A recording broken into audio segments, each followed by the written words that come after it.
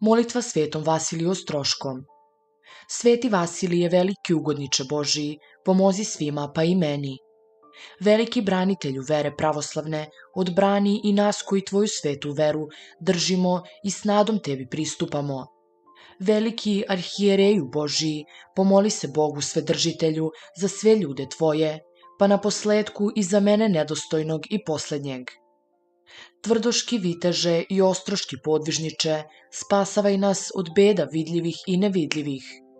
Zapalila te je srpska zemlja kao večnu sveću pred prestolom Boga živoga, pa nam sada osvetli puteve i razagnaj tugu. Molitvama i suzama zagrevao si hladnu pešteru Ostrošku, pa zagrej sada Božijim duhom i srca naša, da se spasemo i proslavimo Boga, Svevišnjega i tebe sveca Božijega. Sa svih strana sveta priticali su ćivutu tvome, bolni i nevoljni, i ti si im pomagao, demone odgonio, veze đavolje raskidao i zdravlje duševno i telesno ljudima darivao. Tako i sada pomozi krštenim i nekrštenim, kao i uvek svima pa i meni.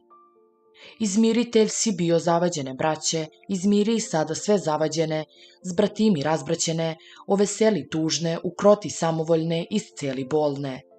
Sveti Vasilije čudotvorče i oče naš duhovni, čuj i usliši čeda tvoja duhovna u Hristu Isusu, Gospodu našem. Amin.